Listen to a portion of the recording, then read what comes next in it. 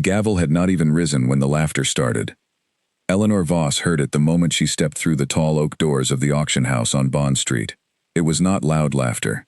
It was the kind that travels in murmurs, passes between men standing close together, hidden behind the edge of a program or the back of a gloved hand. It was the quiet kind of laughter, and that made it worse. It meant they were not even bothering to hide it properly. She was 53 years old. She wore a gray wool dress that had been made well and mended twice. Her hat was dark, almost black, practical in the way that things are practical when you have stopped caring what other people think of your hat. She carried a worn leather satchel over one arm, the kind of bag that working people carry, not the kind that is meant to signal anything. She walked through the door, signed her name in the bidder register, took her numbered card from the clerk at the front table, and sat down in row 4, third seat from the left. Nobody greeted her. Nobody moved to make room. A man in a dark coat, sitting 2 seats away, looked at her, looked at the number card in her hand, and then looked away again, with the particular expression of someone who has seen something unexpected and decided not to think about it. The room was full of men who owned things. That was the simplest way to describe it. They owned land and houses and horses and debts owed to them by other men, and they carried themselves with the ease of people who have never had to wonder whether they were allowed to be somewhere. Their coats were good wool, their boots were clean, and their conversations moved between cricket and wheat prices and the general unreliability of tenant farmers, with the comfortable confidence of men who had always known the answers before the questions were asked. The auction house itself was a grand old building, high-ceilinged and slightly cold, the way important buildings often are in England. Gas lamps along the walls gave off a yellowish light. The chairs were arranged in rows, facing a raised podium, where the auctioneer, a heavy man named Percival Hedges, was sorting through his papers. Behind him, mounted on boards, were photographs and printed descriptions of the lots to be sold. The estate of the late Frederick Ashworth, bankrupt, now being dispersed by order of his creditors. 40 acres of farmland in Shropshire. 2 thoroughbred stallions stabled near Shrewsbury, a library of first editions, spoxed and catalogued, a set of silver dining pieces, several smaller items of furniture and personal effects. The farmland was the main event. Everyone in the room knew it. The other lots were fine, but 40 acres of Shropshire land, even in the state it was currently in, was the kind of thing that serious men came to Bond Street to acquire. Eleanor had come for the farmland too. She opened her satchel, removed a small notebook, and placed it on her knee. The notebook was covered in her own handwriting. Numbers, dates, calculations in pencil, some of them crossed out and rewritten. She had been building these numbers for 3 months. She knew them the way a person knows a prayer they have said 10,000 times. Not by effort, but by habit, by repetition, by sitting up past midnight at a kitchen table with a lamp and a pencil and a stack of agricultural reports from the county library. The man in the dark coat glanced at her notebook and looked away again quickly. She did not notice, or if she noticed, she did not show it. Percival Hedges cleared his throat and called the room to attention. He had a large voice for a large body, and it rolled across the rows of chairs with professional ease. He welcomed the assembled bidders, explained the terms and conditions of the sale, reminded them that all bids were binding, and announced that the first lot, the silver dining pieces, would open the proceedings. Eleanor did not bid on the silver. She sat and watched. She watched which men shifted in their seats when Hedges read out the farmland description during his opening remarks. She watched who leaned toward a neighbor and said something quiet. She watched the small movements of people who were interested but did not want it to show. There were 3 of them. She had expected as much. The first was Lord Dunmore. She had read about him in the county notices. He owned land in 3 counties already, and his approach to acquisition was aggressive and often poorly timed. He had a reputation for overbidding early and regretting it later, though by the time regret arrived, he had usually moved on to the next opportunity. He sat in the front row, which was exactly where she had expected him to sit. The second was Sir Arthur Price, a quieter man, narrower in the shoulders, who had arrived late and taken a seat near the aisle. She knew less about him directly, but she had spoken with a solicitor in Ludlow, under the pretense of inquiring about a lease on an unrelated property, who had mentioned Sir Arthur's interest in the Shropshire market. He was careful. He researched. He was the one she would have to watch most closely. The third was a baronet named Cresswell, younger than the other two, with the restless energy of someone who had recently inherited money and had not yet had it long enough to be comfortable with it. He sat in the middle of the room, turning his program over in his hands, trying to look as though he was not paying particular attention to anything. Eleanor looked at all three of them, and then looked back at her notebook. She had calculated a number. Not an estimate, a number arrived at through careful and specific work.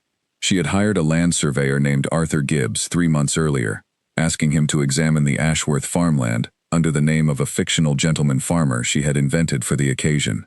Mr. Gibbs had gone out to Shropshire on a Tuesday, walked the entire 40 acres, written her a thorough report, and posted it to her by Thursday. She had paid him in cash, which he had appreciated, and asked him not to discuss the commission, which he had agreed to without much questioning. The report had confirmed what she had suspected from the written descriptions in the sale catalogue. The 40 acres included a section of low ground along the western boundary, where a seasonal drainage ditch had been managed poorly for at least a decade. When it rained heavily, which it did every winter in Shropshire, that low section became waterlogged. Not useless, not a ruin, but the kind of problem that looked worse than it was to someone who had not bothered to look carefully at it, and much more manageable than it appeared to someone who had. The current asking estimate in the catalogue was £250. That estimate had been set by the estate agent handling the disposal, a man who had clearly taken one look at the drainage problem and subtracted a significant amount from what the land would have been worth without it. He was not wrong to do so, from his perspective, but he had not asked whether the drainage problem could be fixed. He had simply priced it as broken. Eleanor had asked. She had written to a civil engineering firm in Shrewsbury, described the situation in general terms, and received a written response confirming that the redirection of the drainage ditch was a manageable project, requiring roughly 3 weeks of work and a sum of money that she had already factored into her calculations. Once done, the land would be fully productive. Once productive, at current lease rates in the region, it would generate a return that made the total expenditure, purchase plus repairs, look extremely sensible. She had done this arithmetic many times. The number she had arrived at, the number above which she would not bid, was £450. Not 449, not 451. 450 exactly, because she had been precise, and she had been precise because she could not afford not to be. The silver dining pieces sold quickly. The furniture items moved through the room one by one. The library of first editions went to a collector who had come down from Edinburgh specifically for them, and did not appear interested in anything else. Then Percival Hedges adjusted his papers, looked out at the room, and announced the main lot. The farmland. Eleanor felt something tighten in her chest. Not fear, something more like attention. The feeling of a person who has prepared for something for a long time, and can now see that it is about to begin. She held her numbered card in her lap. Her hands were steady. Hedges described the lot. 40 acres, Shropshire, with access to the main road and a standing outbuilding suitable for storage. He mentioned the drainage situation plainly, as the catalogue had, and Eleanor noted without surprise that both Lord Dunmore and Sir Arthur Price made notes when he did so. Baronet Cresswell's expression did not change. He was performing indifference and not quite managing it. The opening bid was set at £200. Lord Dunmore's hand went up immediately. 200. Sir Arthur followed without pause. 215. Another man, someone Eleanor did not recognize near the back of the room, called out, 220. Hedges acknowledged each bid in his rolling voice, the numbers climbing in small steps. The room settled into the rhythm of an auction, that particular atmosphere of controlled excitement where every person present is calculating something slightly different. Eleanor waited. She waited through 225 from Dunmore, 230 from Sir Arthur, 235 from the unknown man at the back. She waited until the bids had slowed slightly, until the room had begun to feel as though the number was settling into a range that the serious bidders were considering seriously. She waited until Hedges said 235 going twice, with the particular emphasis that means a bid is about to be called final. Then she raised her card. 240. The room changed. It was not a dramatic change. Nobody shouted. Nobody stood up. But there was a shift in the air, the way the air shifts in a room when something unexpected happens, and everyone present experiences a split second of recalibration. Eleanor had bid clearly, at the right moment, at a sensible number. There was nothing unusual about the bid itself. What was unusual was who had made it. The laughter, which had been quiet before, became a little less quiet. Not much, but enough that the man sitting behind Eleanor, who had been whispering throughout the preliminary lots, now said something to his companion that produced an audible reaction. She did not turn around to look. She was watching Percival Hedges. Hedges, to his credit, did not smile. He did not look at Eleanor with surprise or amusement. He called the bid at £240 and looked to the room for the next raise. Whatever he thought about a woman in a grey dress bidding on 40 acres of Shropshire farmland, he kept it entirely to himself. He was a professional, and this was his room. And in his room, every bidder was simply a number. Lord Dunmore raised to 250. Eleanor raised to 260. Sir Arthur came in at 270. The unknown man at the back had dropped out. It was now 3 men and 1 woman, and everyone in the room had noticed. The conversation behind Eleanor was no longer a whisper. A man's voice, low but not low enough, said that someone ought to tell the lady this was not a flower market. This produced a short burst of amusement in the seats nearby. Eleanor's hands remained steady. Her eyes remained on the podium. She raised to 285 when the bidding reached 275. She raised to 305 when the bidding reached 300. She did not hesitate. She did not look around. She did not perform confidence, because she was not performing anything. She had done 3 months of specific and careful work, and she knew her number, and until the bidding reached her number, she was going to keep raising her card. What she could not have predicted was how the laughter would change as the numbers climbed. It started as amusement. It became curiosity. And then, somewhere around £320, it became something else entirely. The room had expected her to stop. She had not stopped. The men who had been amused were now paying attention in a different way, the way people pay attention when something is not going the way they assumed it would. Sir Arthur Price glanced back at her from the front section of chairs. It was a brief glance, professionally neutral, but he looked. Baronet Cresswell, who had entered the bidding at 315, with the energy of someone who thought his arrival would end things, was watching her from across the room with an expression she recognized. It was the expression of someone who has walked into a room expecting to be the most prepared person there and has just begun to suspect that they are not. Eleanor raised her card again. The number on the board behind Hedges continued to climb, and the laughter in the room had gone entirely quiet. She had not said a single word. She had not looked at any of them. She had simply raised her card, again and again, with the patience of someone who had already done all the hard work before she walked through the door, and only needed now to follow through on what that work had told her. The room watched, and it was no longer laughing. Nobody in that room had known her name before she walked in. That was the part that stayed with the journalist from the Shropshire Chronicle long after the auction was over.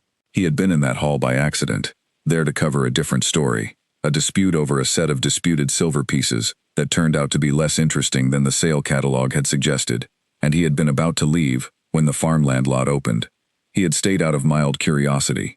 He had stayed much longer than that, and when he finally sat down to write his account of what he had witnessed, the first thing he wrote was that he had not known her name, and that this had seemed, to the assembled gentlemen of the room, entirely natural.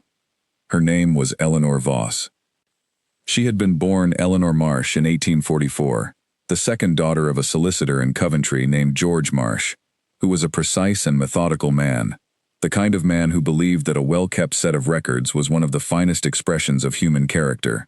He kept records of everything: court filings, client correspondence, property transactions, and, because he had no sons, a fact he had long since accepted without complaint, the education of his daughters. George Marsh taught Eleanor to read accounts before she was 10 years old, not as an experiment, not as a curiosity, but because he was practical, and because Eleanor was clearly the sharper of his 2 daughters in the matter of numbers, and because he saw no good reason to leave a sharp mind unsharpened, simply because of its owner's gender. He was not a radical man. He was not interested in reforming society or writing pamphlets. He simply liked Eleanor to balance the household ledger correctly, and he noticed early on that she did it faster than he did. She attended a small school in Coventry until she was 15. The school was not grand. It taught reading, writing, scripture, some history, and a little French. It did not teach mathematics beyond basic arithmetic, because this was 1859, and most educators of the time believed that girls required comfortable accomplishments rather than useful ones. Eleanor supplemented what the school offered by reading her father's books. She read his legal texts. She read his copy of a popular handbook on property law. She read the financial pages of his newspaper, which he left on the kitchen table each morning, and she asked him questions about what she had read, which he answered fully and without condescension, because it never occurred to him to do otherwise. When she was 22, she married Robert Voss. Robert Voss was a textile manufacturer from Wolverhampton, 10 years older than Eleanor, a solid and energetic man who had inherited a modest mill from his father and expanded it through a combination of reasonable judgment and considerable effort. He was not brilliant, but he was honest and hard-working, and he made Eleanor laugh, which she valued more than brilliance anyway. They were married in October of 1866 and moved into a house on the edge of Wolverhampton that was larger than anything Eleanor had previously lived in, with a proper library and a kitchen with 2 stoves. The early years of their marriage were good years. Robert ran the mill, Eleanor ran the house, and then ran the accounts. This last part had begun almost by accident. Robert had always kept his own business records, but they were chaotic in the way that energetic men's records often are. Accurate in the large sense, disorganized in all the small ways that matter when a business grows beyond a certain size. Eleanor had sat down with his ledgers one evening to look for a missing invoice, and had spent 3 hours reorganizing 2 years of filing. Robert had come in the next morning, looked at what she had done, and said that she was better at this than he was. He was right. From that point forward, she managed the accounts. She was good at it. She was very good at it. She understood numbers, not as abstract quantities but as descriptions of real things.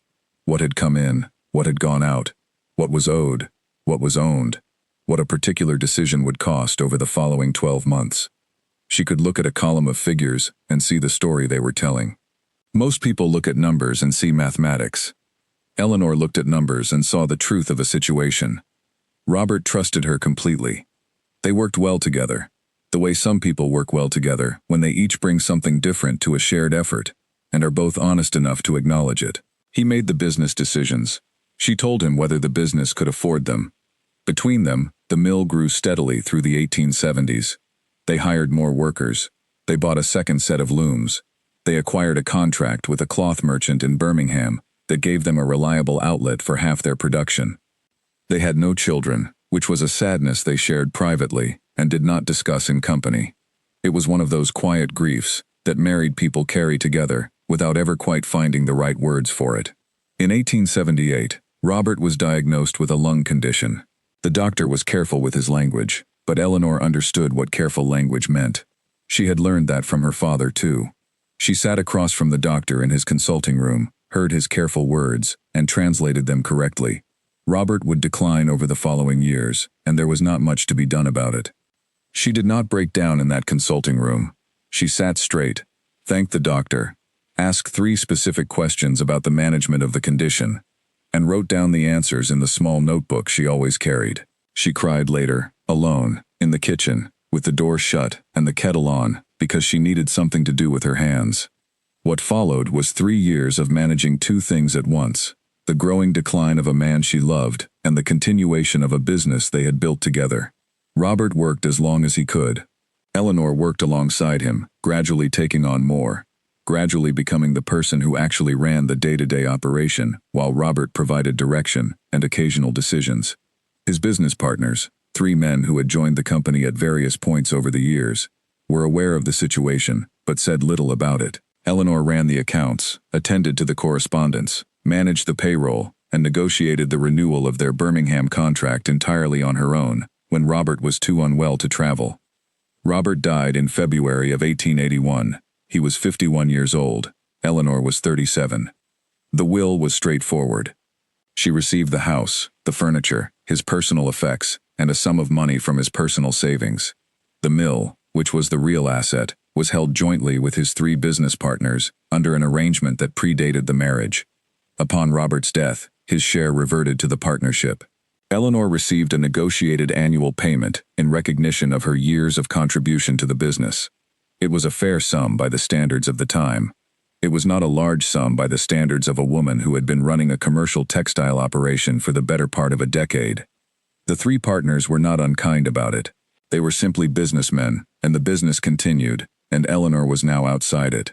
One of them, a man named Clarence Webb, had the grace to tell her privately that he thought the arrangement was not entirely fair, and that he was sorry for it. Eleanor thanked him, and said that she understood.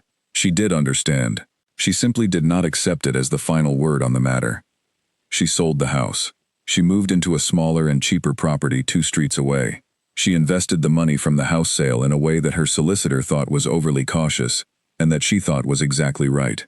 She began living on what the annual payment from the mill partnership provided, supplemented very carefully by the income from her small investment, and she began to save.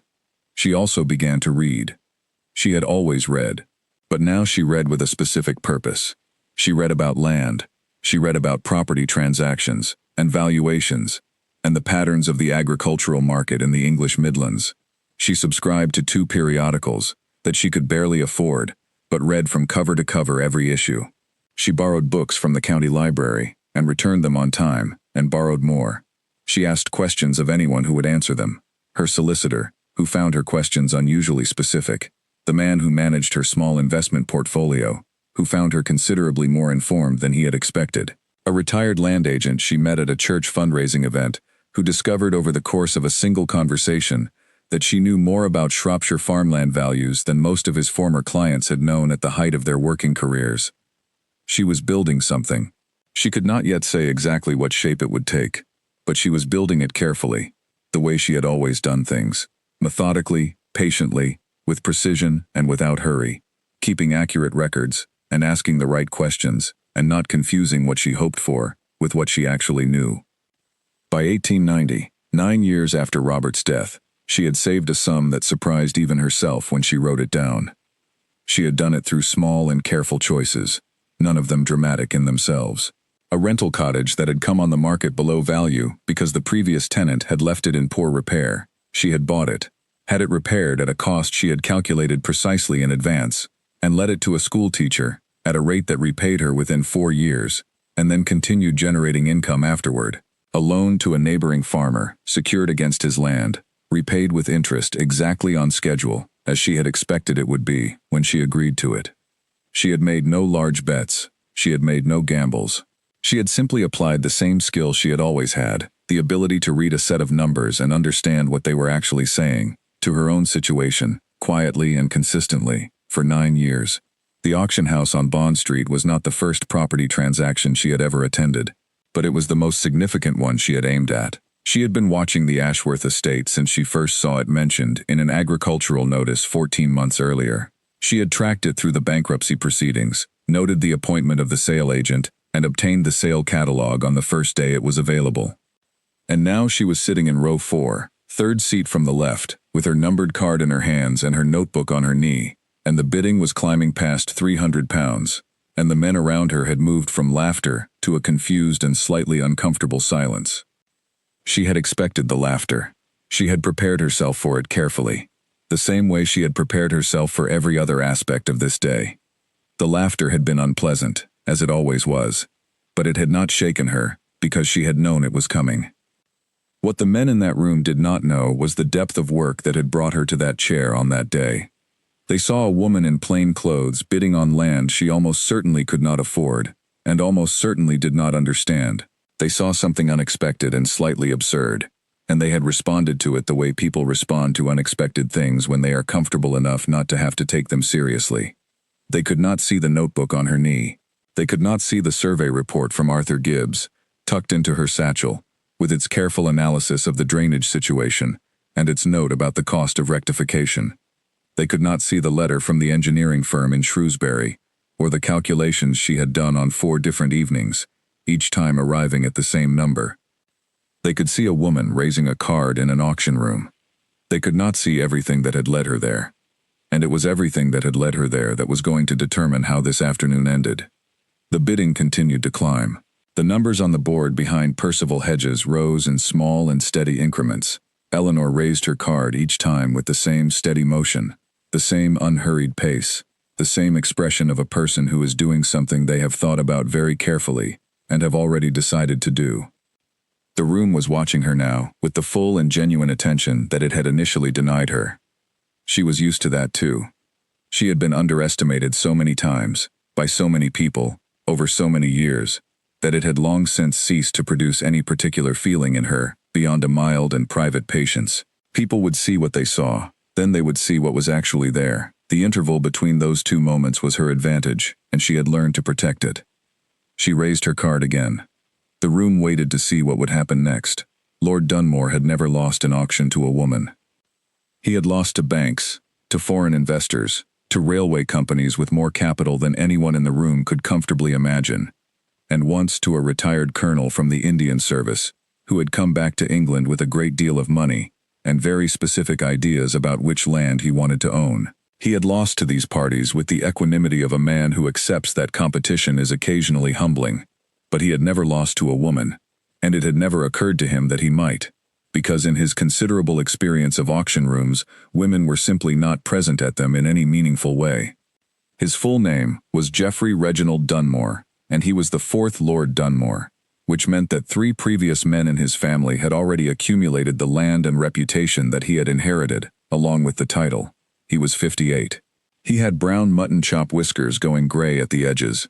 He sat in the front row of auctions because he had always sat in the front row of auctions, and sitting in the front row was a statement of intention that he found useful. It told the auctioneer who the serious bidder was. It told the other bidders where the real competition would come from. He had learned this from his father, who had learned it from his, and it had served the Dunmore family well across 3 generations of land accumulation. He had arrived at the Ashworth auction confident. He had a surveyor's report of his own, commissioned 3 weeks before the auction, from a firm his family had used for 40 years.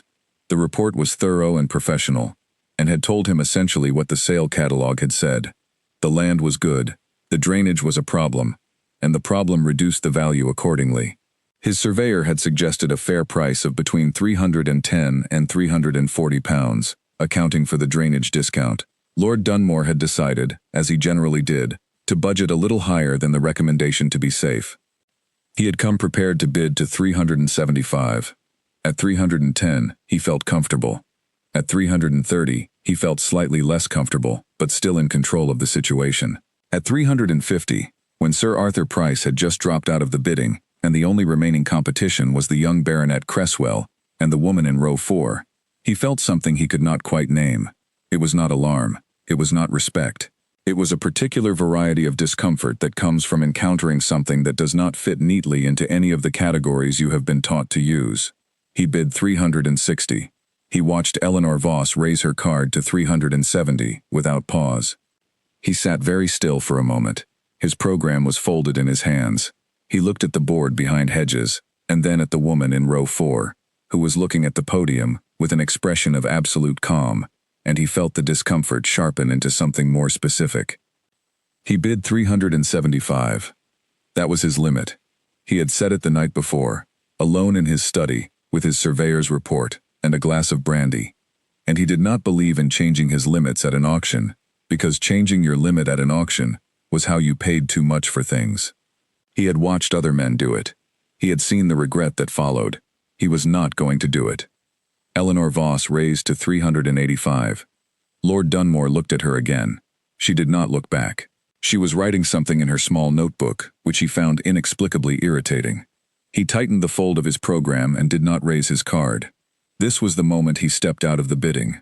Not dramatically, not with a word or a gesture, but simply by stillness. The world of auctions is full of endings made of stillness. You do not wave goodbye to a lot you have lost. You sit and do not raise your card, and the auctioneer moves on, and that is the end of it. He sat very still, but he watched. He watched very carefully for the rest of the auction, and what he watched changed the shape of something in his thinking, in a way he would not have admitted to anyone present, and barely admitted to himself. Sir Arthur Price had dropped out of the bidding 2 rounds before Lord Dunmore, at £345.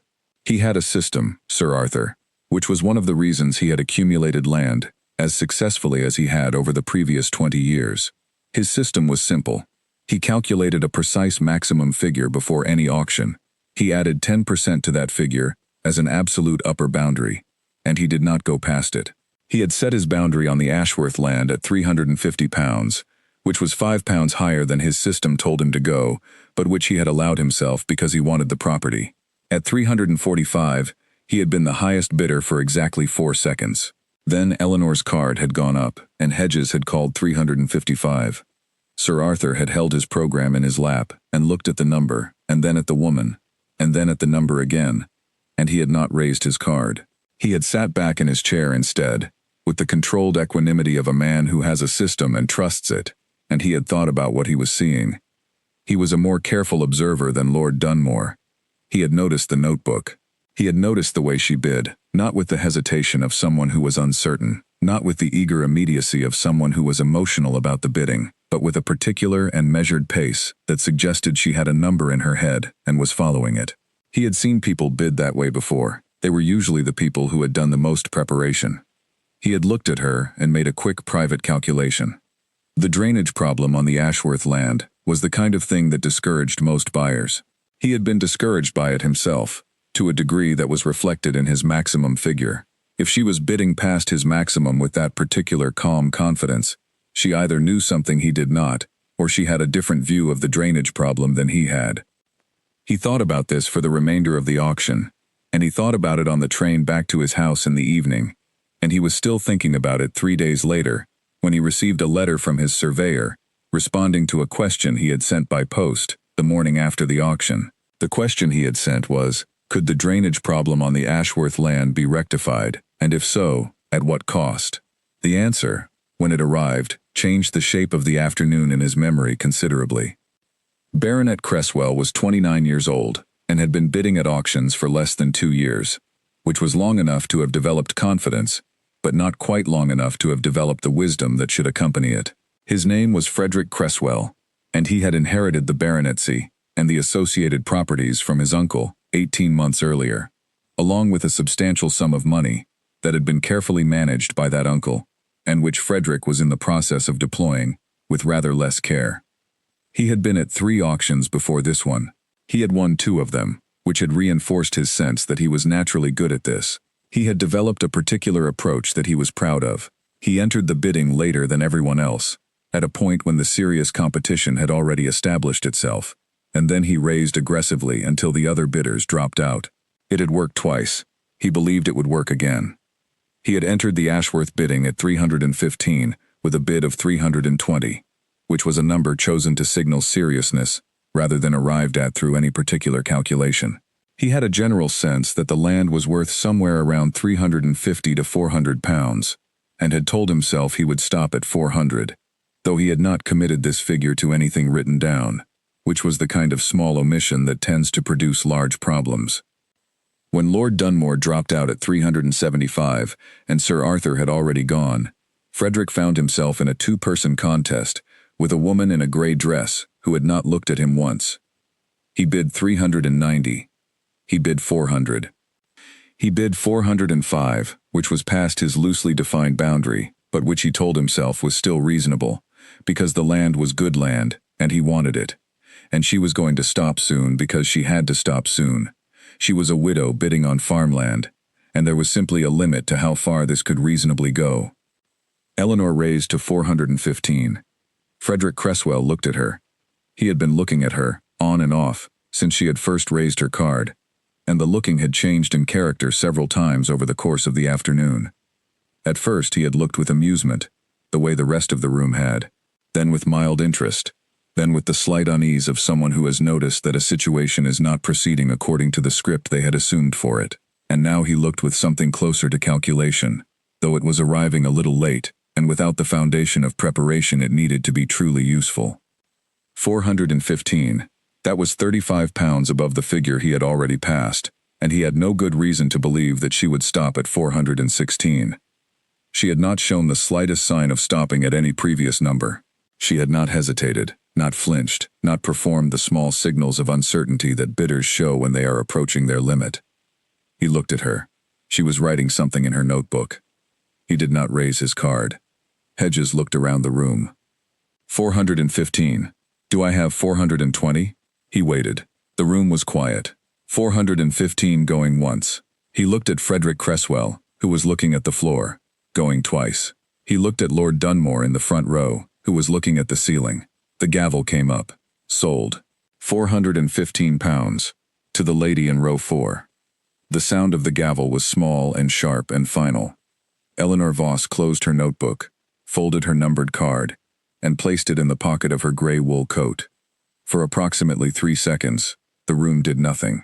And then it exhaled, collectively, in the way that rooms do when a tension has been resolved, and the murmuring started again. But it was different now, lower in pitch, more hesitant, the murmur of people trying to understand something rather than dismissing it. Percival Hedges moved efficiently to the next lot, which was a minor item of furniture from the Ashworth estate. He called it with the same professional ease he brought to everything, but even he, in his decades of standing at that podium, paused for just a fraction of a second before moving on, in a way that might have meant nothing, and might have meant that he had just seen something he had not seen before. Frederick Cresswell left the auction house shortly after, before the remaining lots were finished, which was noticed by the correspondent from the Shropshire Chronicle, who made a note of it. He did not speak to anyone on his way out. He collected his hat and his gloves from the attendant at the door, and walked out into the pale October afternoon on Bond Street, without looking back. Lord Dunmore stayed until the end. He was not a man who left early. He collected his coat at the conclusion of the proceedings, accepted a brief conversation with another bidder about a different property matter, and eventually made his way to the street. On the steps of the building he paused, buttoning his coat against the autumn chill, and he looked back through the door at the room inside, where Eleanor Voss was at the clerk's desk, completing the formal paperwork for her purchase. He watched her for a moment. She was speaking to the clerk in a clear, low voice, asking questions, checking something in her notebook against the documents the clerk was presenting, making a small correction to something with her pencil. She was absolutely focused, completely absorbed, entirely indifferent to the room around her. Lord Dunmore finished buttoning his coat.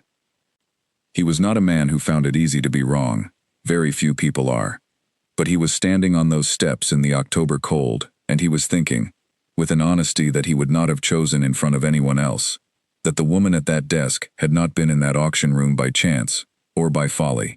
She had been there because she knew something about that land that he had not known, or had thought about it in a way he had not thought about it, or had prepared for this afternoon in a way he had not prepared. And the result of those differences was that she had won, and he had not. He turned and walked down the steps and went to find his driver. Sir Arthur Price was already in his carriage by then, heading for his club, where he intended to write a letter to a different land agent in Shropshire, asking about other available properties in the region. He had decided, on the train in his mind, that the Ashworth auction was not a setback but an education. He had learned something that afternoon about the way a problem on a piece of land could be perceived differently by two different people. He was going to find out how that perception had been formed.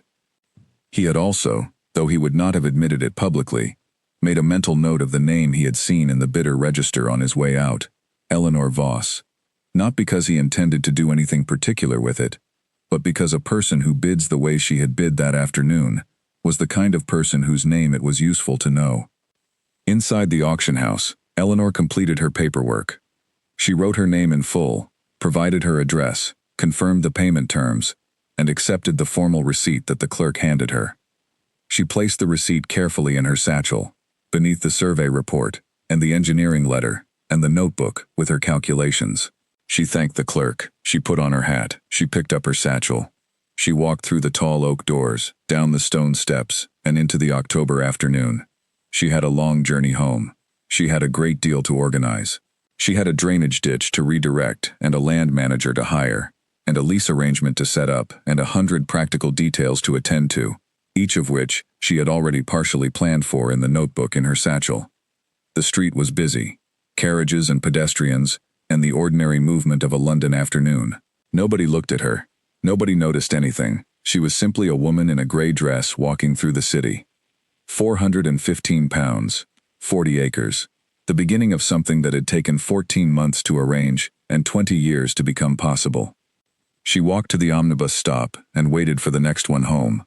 The land agent who had set the catalog estimate on the Ashworth farmland was named Herbert Poole, and he learned about the auction result 3 days after it happened, through the ordinary channels of professional correspondence. He read the final sale price, £415, and sat at his desk for a long moment, doing nothing. He had valued the land at between £240 and £270. He had said so in the catalogue, carefully, with the considered professional language that land agents use when they want to indicate that they know what they are talking about. The drainage problem had been central to his valuation. He had walked the property himself, noted the waterlogging in the western section, and deducted accordingly. He had done what any competent professional would have done. Someone had paid £415. He spent a good part of that afternoon wondering who and why. He made some inquiries through the relevant solicitors, which was the appropriate professional thing to do. He discovered, within a week, that the buyer was a woman named Eleanor Voss from Wolverhampton, currently residing in a small rented property in Coventry, who had no apparent professional connections in the land business and no family history in Shropshire that he could trace. He spent another good part of that week wondering what she knew that he had not known. The answer arrived eventually, though not in any official form. It arrived gradually, through the accumulated weight of what happened next. Eleanor arrived in Shropshire for the first time as the legal owner of the land on a Tuesday in early November, 6 days after the auction. She came by train to Shrewsbury and hired a trap from the station yard to take her out to the property. The driver, a local man named Colin Barber who knew every road in that part of the county, delivered her to the edge of the land in the early afternoon and waited while she walked the boundary. She was not seeing the land for the first time. She had been here once before, 2 months earlier, walking this same boundary as a civilian visitor, carrying the same notebook, making the same kinds of notes. She had not trespassed. She had kept to the public footpath that ran along the eastern edge of the property, but she had seen enough from that vantage point to confirm what Arthur Gibbs's survey had told her, and to fill in the remaining details in her mental picture of the place. Now she walked it as its owner, which was a different experience in ways she had not anticipated. The 40 acres were shaped roughly like a wide rectangle, longer from north to south than from east to west. The northern half was high and dry, gently rolling pasture with good grass, and a small stand of oaks near the middle that provided shade for livestock and made the view from the road pleasant. The southern half descended gradually toward the low ground at the western boundary where the drainage problem lived. She went to the western boundary first. The drainage ditch was exactly where Arthur Gibbs had described it.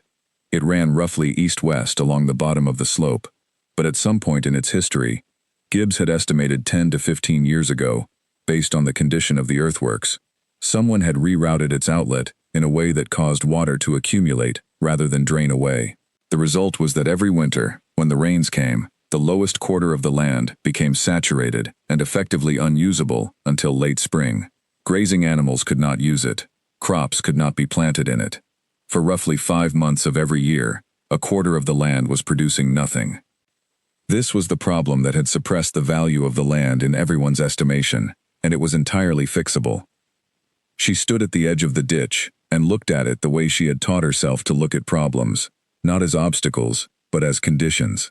A condition was something that existed for a reason, and once you understood the reason, you could often change the condition. The ditch had been rerouted for a reason she did not need to know. The rerouting had created a problem. The problem could be fixed by rerouting it again, this time correctly. The engineering firm in Shrewsbury had told her so, in writing, with a cost estimate she trusted because she had verified it against information from 2 independent sources. The cost was manageable. The timeline was 3 weeks, as she had been told. The result would be that the western section of the land would drain properly each winter and be available for use by the spring. She made notes. She always made notes. Then she walked the rest of the property. The northern pasture was in better condition than she had hoped. The grass was thick, and the ground was firm, and there were clear signs that it had been well maintained at some point in the recent past, before the Ashworth finances had begun their decline. The outbuilding the catalogue had mentioned was a solid stone structure in the northeast corner, currently empty but sound, the kind of building that could be made useful for almost anything, with minimal effort. She stood in the middle of the property in the November afternoon and looked at what she owned. It was cold. The sky was gray, in the particular gray way of English November skies, the kind of gray that is not threatening, but is simply there, settled and permanent. A few rooks were moving through the oaks. The grass was wet underfoot but not waterlogged in this part of the land. Not yet. Not this far north. She was 53 years old. She had spent 20 years building to this. She had done it in small steps, alone, and largely unacknowledged, in the hours that existed between managing a household and managing the business of staying financially functional, in the evenings and weekends and early mornings that most people spent resting or socializing or doing anything other than sitting at a kitchen table with a pencil and an agricultural gazette. She did not feel triumphant standing in that field. She was not the kind of person who felt triumphant about the completion of a plan, because the completion of a plan was simply the beginning of the next plan. She felt, more accurately, something like steadiness, the feeling of a person who is exactly where they intended to be. She walked back to where Colin Barber was waiting with the trap, and asked him if he knew a reliable land manager in the area. He thought about it for a moment. "There's Owen Farley," he said. "Farms his own place 3 miles east. His son's looking for work. Young man, knows his land, not idle." She thanked him and asked for the Farley address. She wrote it in her notebook before she got back in the trap. The engineering firm began their work the following week. She had arranged it by post before she left London, sending a deposit and a signed letter of instruction, and they had responded with a confirmed start date. Their team of 4 men arrived on the appointed Monday morning and spent 3 weeks doing exactly what they had said they would do. The drainage ditch was rerouted along its original intended line. The outlet was cleared. The earthwork was leveled and the ground allowed to settle. Eleanor visited twice during the works. She was not there to supervise. She was not an engineer and had no intention of pretending otherwise. But she was there to see, and to understand, and to verify at each visit that the work was progressing as described. She spoke to the foreman, a quiet and capable man named Samuel Webb, who answered her questions directly and without any apparent surprise at being questioned by a woman, which she appreciated. She asked sensible questions and he gave sensible answers, and they got along without any difficulty. On her second visit, she met Owen Farley's son, whose name was William. He was 26, with the solid build of someone who had done outdoor work all his life, and the direct manner of someone who did not see much point in conversation that did not lead anywhere. He had heard about the new owner of the Ashworth land from his father, who had heard about it from Colin Barber, who had apparently told the story in some detail to anyone who would listen at the local public house. William Farley met Eleanor at the gate and shook her hand with no sign of finding this unusual. She had brought her notebook. She asked him about the land. She asked about lease rates in the region, about what kind of tenant operation would make the most use of the property once the drainage was sorted, about whether there was demand for pasture or tillage, or some combination of the two. She asked about the history of the land, which he knew something of, because his father had known the Ashworth family peripherally. She asked what he thought the western section would be worth once it was drained, and he told her, with the directness she was beginning to appreciate, that in his view, it would be worth about the same as the northern section per acre, which was a number she had already independently calculated. She offered him the position of land manager. He accepted without a great deal of deliberation, which told her something useful about him. He had already decided before the conversation began that this was work he wanted. He had prepared for the meeting too. They were, in that way, well matched. The terms were straightforward. She paid him a fair rate, established clearly in a written agreement. She was clear about what she expected. Regular reports, honest accounting, early notice of any problems, and he was clear about what he would need from her, which was primarily the latitude to make day-to-day decisions without having to wait for her approval on every small matter. She agreed. She was in Coventry. He was on the ground. It would only work if she trusted him, and her reading of him told her that he was worth trusting. This reading would prove accurate over the following years, which was not luck. Eleanor had spent a lifetime assessing people, and she was good at it. She knew what reliable looked like, what honest looked like, what competent but modest looked like. William Farley was all three. She had seen it in 20 minutes. She left Shropshire on the afternoon train, having arranged the essential things and made notes about everything else. The land was purchased. The drainage works were underway. The manager was contracted. The plan was in motion. She was back in Coventry by evening. 3 weeks later, the engineering firm sent their completion report and their final invoice. She paid the invoice, filed the report, and wrote a brief note to William Farley asking for his assessment of the drainage results. He replied within the week. The outlet was working exactly as intended. The water was moving as it should, and his initial estimate was that the western section would be fully usable for grazing by the following March. March, 4 months away. She noted the date in her diary and began working on the lease terms. The men who had watched her at the auction were not watching now. They had gone back to their own affairs, their own properties, their own plans. Lord Dunmore had moved on to a different acquisition in Lincolnshire. Sir Arthur Price was investigating properties in Herefordshire. Frederick Cresswell was somewhere being young and impatient and probably making decisions he would later reconsider. None of them were watching Eleanor Voss in Coventry, calculating lease rates at her kitchen table by lamplight, moving steadily and without drama toward the next number in her notebook. She preferred it that way. She had always worked best when nobody was watching. The word got out, as words in small counties always do. It traveled in the specific way that unexpected news travels in English rural society, not through newspapers at first, and not through any deliberate announcement, but through the accretion of small conversations, each one adding a detail or correcting a misunderstanding, each one moving the story a little further from the hall on Bond Street and a little deeper into the local consciousness of Shropshire and its neighboring counties. It began with Colin Barber, who told the story at his regular table at the King's Head in Dorrington, with enough dramatic detail to keep his audience attentive through 2 rounds. He had driven her out to the land himself. He had watched her walk the boundary. She had been as calm as a woman visiting a garden, he said, not like someone who had just paid £415 for it. He made the number sound large because it was large, and because telling a good story requires knowing which numbers are the important ones. From the King's Head, it went further.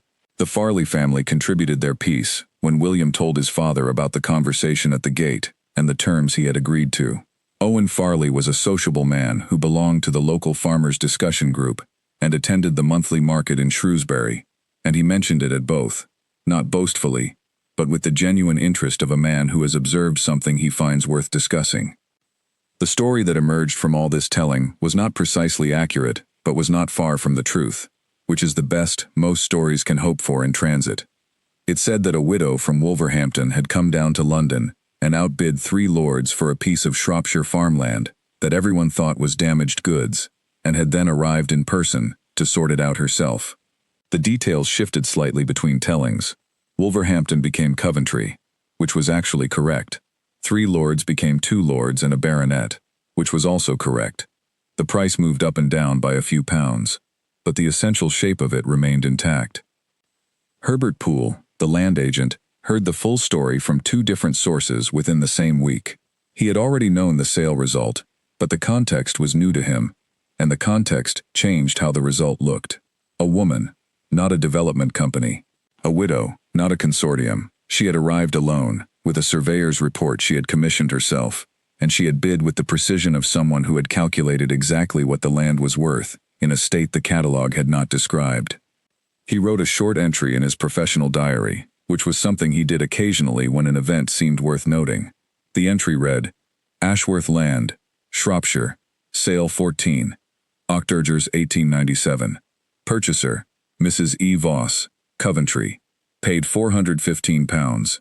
Drainage works commenced November. If land performs as her implied assessment suggests, she has bought well below value. Examine method.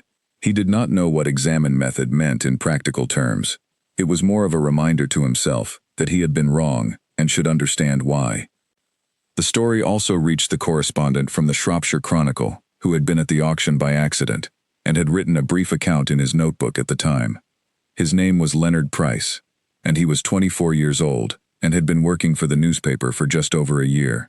He was the kind of young man who notices the things that older professional journalists sometimes stop noticing because they have been at the job long enough to develop assumptions about what is and what is not a story. Leonard had not made the assumption that Eleanor Voss was not a story. He had been in that room, and he had watched, and his notebook had filled with observations, the way notebooks do when their owners are genuinely paying attention. He had written about the laughter. He had written about the bidding and its pace. He had written about the moment the room went quiet and what that quiet felt like. He had a good and specific memory for atmosphere, which is a useful gift for a newspaper correspondent to have. He had not published anything at the time, because he had not been sure how to frame it. A woman bidding at an auction was not, on its own, the kind of thing the Shropshire Chronicle typically printed, but a woman outbidding the senior landowners of the region on property in their own county, at a price nobody else was willing to reach, with apparent preparation and knowledge that exceeded what her more established competition had brought to the room. That was closer to a story. He had simply been waiting for the full shape of it to emerge. By December, he felt he had enough. He wrote a piece of 1,200 words, careful and factual, which he submitted to his editor. The editor was a man named Geoffrey Cross, 50 years old, cautious by nature and by professional survival instinct. He read Leonard's piece twice. Then he made 2 changes. He softened one sentence that he felt was slightly sharp toward Lord Dunmore, who had certain social connections the newspaper preferred not to irritate directly, and he suggested adding a sentence at the end that placed the story in the context of land values in the region, and then he ran it. The piece appeared in the Chronicle in the second week of December, and it produced a response that surprised Leonard and did not particularly surprise Geoffrey Cross, who had been in the newspaper business long enough to know that certain kinds of stories produce a response disproportionate to their apparent significance. The response was letters, not many, 8 in the first week, 6 more in the following 2 weeks. But for a regional agricultural paper of modest circulation, this was notable. The letters were mostly from men, and they fell broadly into 2 categories. The first category expressed admiration, in the careful language men use when they are admitting admiration for something they did not expect to admire. The second category expressed a variety of objections, mostly framed as concerns about accuracy or context, which Leonard read as a polite way of expressing discomfort. None of the letter writers had been in the auction room. Eleanor Voss did not write a letter. She did not respond to the article in any public way, because she did not know about it for several weeks. She did not subscribe to the Shropshire Chronicle, and the people in her immediate circle in Coventry did not read it regularly. She learned about the article in January, when William Farley sent her a clipping in his monthly report letter, with a brief note in the margin saying he thought she should know it had been published. She read it at her kitchen table. She read it twice, the way she always read things the second time, to check whether her first impression had been accurate. Her first impression had been that it was a fair and accurate account. Her second reading confirmed this. Leonard Price had been careful with his facts. He had not exaggerated or editorialized in the ways that sometimes happened when journalists wrote about women doing unexpected things. She put the clipping in her satchel, in the section where she kept documents she might need to reference again, and wrote a brief note back to William about the report itself, the drainage results, the lease inquiries he had mentioned, a question about the outbuilding's condition that she wanted answered before spring. She did not write about the article. The first lease inquiry had come in November, before the article was published, from a farmer named George Alderton, who pastured sheep and had heard about the Ashworth land through his own local channels. He was a practical man of 60, who had farmed in Shropshire for 40 years and had a clear sense of what good pasture was worth, and what he was prepared to pay for it. He had written a letter to the address listed in the legal transfer records, which was Eleanor's solicitor's office, and the solicitor had passed it on to her. She had written back within a week, not with terms, not yet, but with questions. She wanted to know the size of his flock, the seasonal pattern of his grazing needs, whether he required the full 40 acres, or would a portion suit him as well, and whether he had experience with lambing on Shropshire land, which had specific characteristics that affected the timing of pasture use. She asked precisely the questions you would ask if you wanted to understand whether a particular tenant was a good match for a particular property. George Alderton, who was not accustomed to this level of methodical enquiry from a landlord, answered all the questions in a detailed letter of his own, with a slight undertone of surprise that softened into respect as the correspondence continued. Over 3 letters exchanged in November and December, they worked out the terms.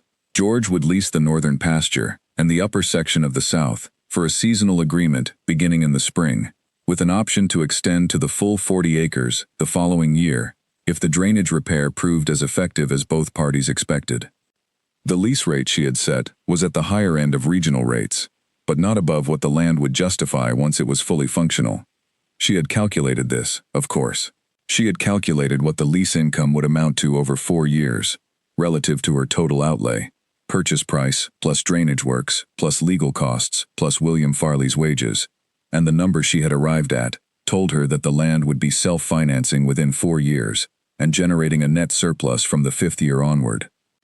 This was the investment she had made, not just in this property, but in the method she had been developing and refining for 9 years. The method was not complicated in its essentials. It required 3 things: accurate information, precise calculation, and the patience to act only when both the first two told you that the conditions were right. The difficulty was not the method. The difficulty was everything that surrounded the application of it. The difficulty was being the kind of person who was assumed to lack the capacity for accurate information and precise calculation, and having to carry that assumption around with you into every room where you applied those capacities, and doing so without letting the weight of the assumption slow you down. She had been carrying it for a long time. She was practiced at it. The second lease inquiry came in January, after the Chronicle article, and it was for the eastern edge of the land, which bordered a road and was suitable for a market garden operation. This enquiry was from a younger man, a husband and wife partnership named Clement and Dorothy Wells, who had been looking for land to expand their existing small market garden business for 2 years, and had not been able to find anything affordable. The Ashworth Eastern section, still available while Eleanor finalized the larger lease arrangement with George Alderton, was not large, but it was at the right price and in the right location for what they needed. Eleanor met with Clement and Dorothy Wells at the land in February. She had asked William Farley to be present, and he was, standing quietly near the gate while Eleanor walked the section with the couple and asked the same kind of specific questions she had asked George Alderton. Dorothy Wells did most of the talking for their side, which Eleanor noticed and which told her something about how the partnership operated. Clement was clearly capable and knowledgeable about the practical work. Dorothy was the one who had done the financial planning and understood what they could and could not afford. Eleanor liked them both. This was not a sufficient reason to offer them a lease, but it was not irrelevant either. People who are honest with you about what they can afford are often the most reliable tenants, in her experience, because they are starting from an accurate picture of their own situation rather than an optimistic one. She offered them a lease on the eastern section at terms that worked for both sides, wrote it up through her solicitor, and had it signed before the end of the month. 2 leases in place. Drainage repaired. Land manager contracted. 3.5 months since the auction. She sat with her notebook on a Sunday evening in late February and did the arithmetic again from the beginning, incorporating the actual lease income figures now that they were confirmed, rather than the estimates she had been working from. The result was slightly better than her estimates had suggested, because she had been conservative, as she always was. The conservative estimate was the one you could rely on. Anything better than that was a bonus. She wrote the revised figures in the notebook, chased it, put it away. Outside, the February rain was coming down steadily on Coventry. The streets were quiet. The lamp on her desk made a small circle of warm light in the dark room. She made herself a cup of tea and thought about what to do next. She did not go looking for the second property. It came to her through the quiet and specific network of people who had been paying attention. William Farley mentioned it in a letter in March of 1898, 4 months after Eleanor had taken possession of the Shropshire land. He wrote that a neighboring property, 22 acres on the southern side of the county road, had been listed for sale following the death of its owner. He included what he knew. The owner had been an elderly man named Bertram Cole, who had farmed it alone after his wife died, and had let it decline in the last few years as his health worsened. The land itself was sound. The problem was a farmhouse that needed significant work and an access track that had become overgrown and difficult. He did not say she should buy it. He was too careful for that. He said only that he had mentioned it because she had asked him to keep an eye on the local market. She had asked him to keep an eye on the local market specifically because she expected the Ashworth land to perform well enough to fund another acquisition within 4 years, and she wanted to be informed about opportunities in the region she now knew best. William understood this because she had told him so plainly. There was no ambiguity in their professional relationship. She asked direct questions and gave direct instructions, and he responded in kind. She wrote back immediately asking 6 specific questions: the current state of the access track, the nature of the structural damage to the farmhouse, the size and condition of any outbuildings, current soil quality across the acreage, the asking price, and whether the sale agent was the same Herbert Poole who had handled the Ashworth disposal. The last question was strategic. If Herbert Poole was the agent, his estimate would be based on the same methodology he had used for Ashworth: competent, professional, and discounted for visible problems without accounting for their solubility. She had learned something from how he had valued the Ashworth land, which was not that he was bad at his job, but that his method, and her method, assessed problems differently. William's reply arrived 6 days later. The access track was significantly overgrown, but the underlying surface was stone, which meant it was restorable without major expense. The farmhouse had a damaged roof section and one wall with damp penetration, both of which were real problems, but neither of which, in William's assessment, was structural. The outbuilding was in better condition than the house. The soil was similar to the northern section of the Ashworth land. Good. The asking price was £180. And yes, the sale agent was Herbert Poole. Eleanor sat with this information for 4 days before doing anything with it. The 4 days were not indecision, they were calculation. She had learned, years earlier, that the most important discipline in financial decision-making was the discipline of not confusing the desire to act with the readiness to act. You could want something and not be ready. You could be ready for something and not want it. The best decisions were the ones where both conditions were true at the same time, and you had verified both conditions separately before acting. She had the funds. The Ashworth lease income was running as planned, and she had been careful with everything else, and the specific sum required for this new property, including estimated repair costs, which she calculated using the same methodology she had applied to the drainage works, was within her reach, without overextending herself. That was the readiness. As for wanting it, she walked through the analysis carefully and found that it held. The land was sound. The problems were fixable. The location was good, adjacent to a property she already understood, in a county she was now becoming familiar with. The price, given what Herbert Poole's methodology reliably produced, was almost certainly below what the property would be worth once the visible problems were addressed. On the 5th day, she wrote to her solicitor, asking him to contact the sale agent about arranging a viewing. She went to Shropshire the following week, this time without the formality of a hired land surveyor. She knew enough by now, and trusted William Farley enough, that the two of them walked the Cole property together, and between them produced an assessment that was more thorough than anything a third party arriving fresh could have done. William knew the neighboring soil conditions. He knew the history of the land from local knowledge. He knew which parts of the county had water management issues, and which were naturally well-draining, and the Cole land was in the naturally well-draining category. The farmhouse was in the state William had described. The roof damage was real but contained. The damp wall was on the north face, and had clearly been caused by a blocked gutter, rather than any fault in the construction, which meant the repair was a matter of clearing the gutter and repointing the affected section of wall. She had seen this kind of thing before, in the rental cottage she had owned in Coventry. She knew what it cost to fix.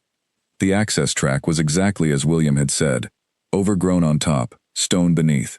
She walked it from one end to the other, pushing through the grass and weeds with her walking boot, verifying the stone surface at intervals. Restorable. 3 days of work, perhaps 4, at a cost she could estimate with confidence. She made an offer through her solicitor the following week, not at the asking price, at £160. Herbert Poole's response, relayed through the respective solicitors, was a counter of £172. Eleanor came back at £165. Poole countered at £168. She accepted £168. The exchange was completed in April. She owned 22 acres in Shropshire, plus the farmhouse, plus the outbuilding, for £168 plus costs. She was at the property in May, overseeing the beginning of the repair work. She had hired a local builder this time, recommended by William, a man named Albert Cross, who turned out to be one of those craftsmen who quote, accurately, and work quietly, and do not require supervision to stay on schedule. She had a conversation with him at the beginning of the work, and another at the end, and in between William made 2 brief visits and reported that everything was proceeding as agreed. The roof was repaired, the gutter was cleared, the wall was repointed. The track was cleared and resurfaced. The farmhouse, which had been a declining and melancholy building in a state of slow collapse, became a solid and habitable property, with sound bones and a functioning roof, and a cleared drive that a tenant could use without difficulty. By July, she had a tenant for it. His name was Daniel Holt, a farmer in his 30s who had been renting land in the next parish and wanted to expand his operation. He had heard about the coal property through the same informal channels that connected rural communities, a conversation at the market, a word from a neighbor, the gradual spread of information through networks that have always existed and have no name but function more reliably than most formal communication systems. He was straightforward in his negotiations, asked sensible questions, and did not try to reduce the lease rate by describing problems with the property that he could see had already been fixed. Eleanor respected this. She offered him a 3-year lease at a rate she had calculated, as always, from what the land would genuinely support, rather than from any aspiration higher than that. He signed the following week. 2 properties now. 2 land managers, William Farley handling both, with a modest increase in his fee that she had offered before he asked for it, because she had done the arithmetic, and it was the right thing to do, and she preferred to get ahead of the moment rather than respond to it. 2 reliable income streams, 2 sets of numbers moving in the right direction. In September of 1898, just under a year after the auction at Bond Street, Eleanor walked through her figures for the first time, with the actual, rather than projected numbers from both properties combined. The Ashworth lease income, the coal farmhouse rent, the maintenance costs, Williams' fees, the legal expenses, the repair costs, all fully dispersed by now. The combined return was slightly above what she had planned for the same reason her Ashworth return had been slightly above plan. She had been conservative in her estimates, as always. Being conservative meant that the actual figures, when they arrived, were a small and steady confirmation rather than a disappointment. She was on track to recover her total investment across both properties, purchase prices plus all expenses, within 4 years of the Ashworth auction, not from any single windfall, not from anything dramatic, from the steady and reliable return of well-managed land, accurately purchased at prices that reflected genuine value, rather than the exaggeration or fear that drove prices up and down. She had known this was possible before she walked into the auction room. She had known it would take this amount of time and produce approximately these numbers. The plan was working, because the plan had been built from accurate foundations. And yet she was not finished. She was not close to finished. She had been working toward something specific for a long time, something that had taken shape slowly over the years of widowhood and careful accumulation, something that was not only about money. She had never told anyone what it was, because it had not, until recently, seemed close enough to mention, but it was getting closer. She wrote it in her diary that September evening, for the first time in any document, the school, begin inquiries. Then she closed the diary and went to bed. The second auction was nothing like the first. Not in the sense that it was quieter or less significant. It was, in fact, louder and attended by more people, but in the sense that Eleanor Voss walked into it differently. She walked into it as someone who had already done this once and knew what to expect. She walked in without any particular emotion, the way a surgeon approaches an operating table for the 100th time, competently, with full preparation, and with none of the adrenaline that accompanied the first time. It was October of 1900, 3 years after the Ashworth auction. The property being sold was a farm called Merrill's End, 60 acres on the western side of Shropshire, listed by order of a family trust that had been trying to settle an estate division for over a year, and had finally resolved to auction rather than continue arguing. The catalogue was extensive, the land was good. The asking estimate was £420, which Eleanor had already determined was considerably below what a clear-eyed look at the property would support. She had done her work, as she always did. But she had also done something she had not done before the Ashworth auction, which was to arrive at the auction house already known. This was the thing she had not anticipated about becoming a documented person. The Chronicle article had circulated more widely than she had realized at the time. The agricultural community in the English Midlands was not large, and within it the story of the Ashworth auction had become one of those pieces of professional knowledge that gets carried from conversation to conversation. By the autumn of 1900, her name was recognized by a significant portion of the people likely to be bidding at a property auction in the region.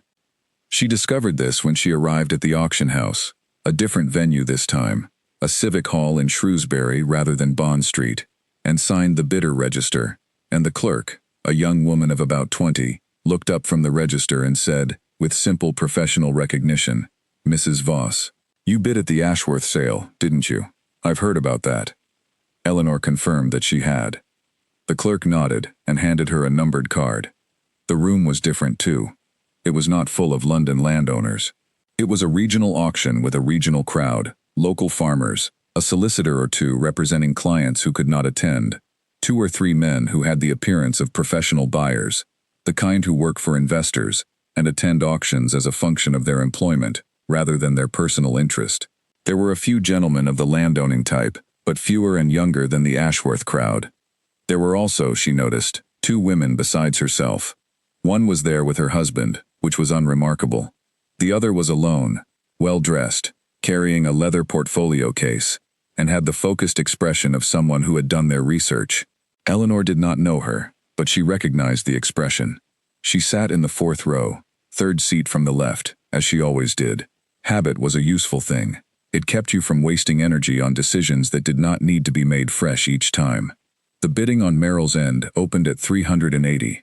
It was brisk from the start, with 4 serious bidders in the first 5 rounds.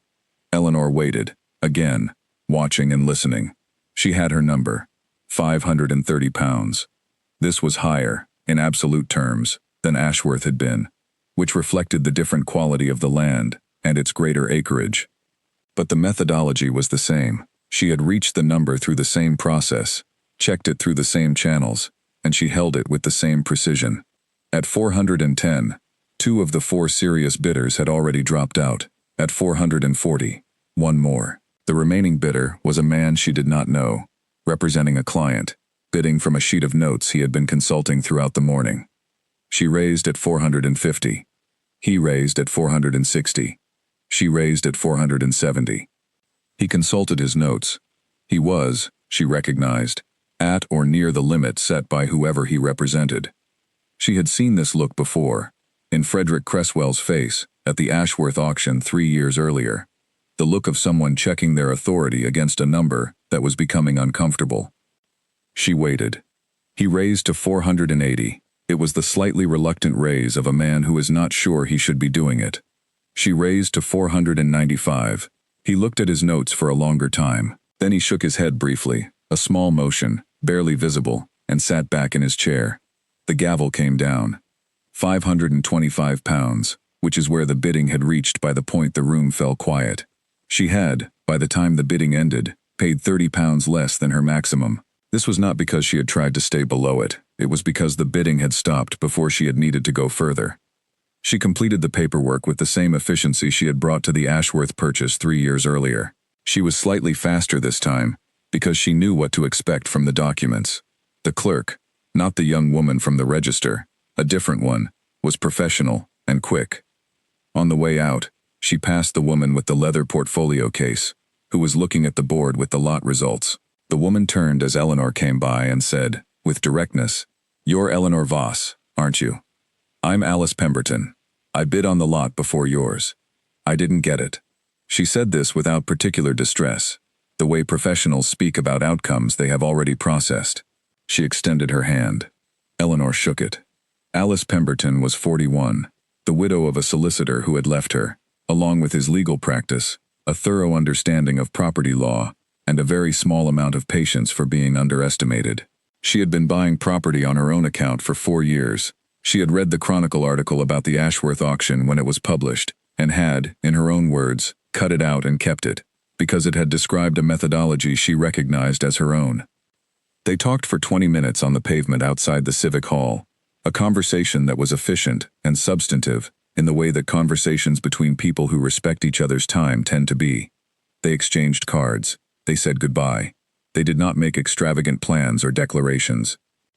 But they wrote to each other regularly for the rest of their lives, which amounts to more than most declarations do. Eleanor returned to Shropshire several times over the following months, overseeing the transition of Merrill's End from a neglected property into a functioning one. The situation at Merrill's End was different from both previous properties. The land itself was in better condition. The trust that had been managing the estate had at least maintained the basic agricultural infrastructure. The problems were administrative rather than structural. The previous tenants had not renewed their leases.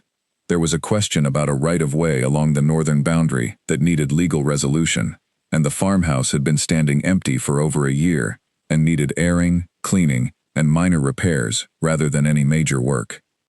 William Farley had given up his previous arrangement by this time and was managing Eleanor's Shropshire properties as his primary occupation.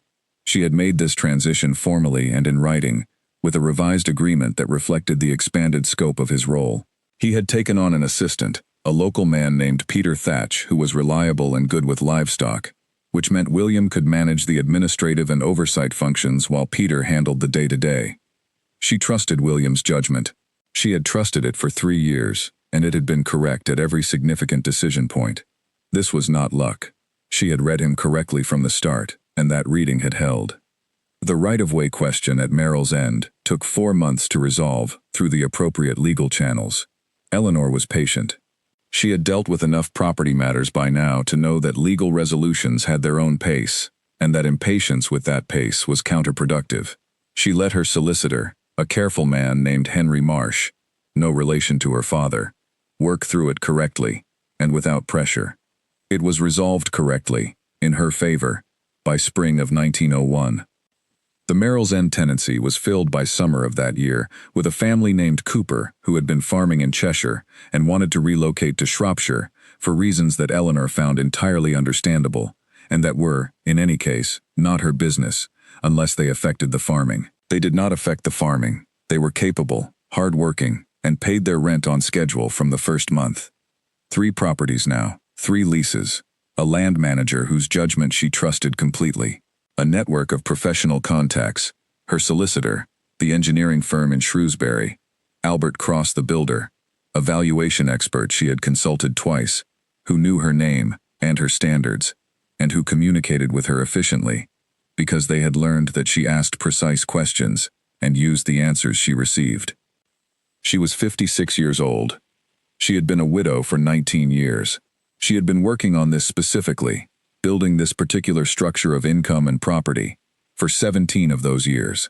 She was not wealthy by the standards of the landowners she had outbid in the auction rooms of Shropshire and London, but she was entirely financially independent, in a way that very few women of her generation managed to be, and she had achieved it through the same capacities she had always had, and had spent the better part of her adult life applying in conditions where they were unacknowledged, or actively dismissed. She thought about Robert sometimes, in the evenings. She thought about what he would have made of all this. The auctions, the properties, the careful accumulation of a thing that nobody around her had initially believed she was building. She thought he would have been pleased. Not surprised, because he had never been as surprised by her abilities as the rest of the world seemed to be, but pleased. She wrote to Alice Pemberton about a legal matter relating to a right-of-way, and added a paragraph at the end about the school in Shrewsbury she had been visiting. Alice wrote back about the legal matter, and added a paragraph about the school, which she knew from a different angle. The correspondence continued. The school was still several years from becoming the decision she had always known it would eventually become, but it was in her mind now.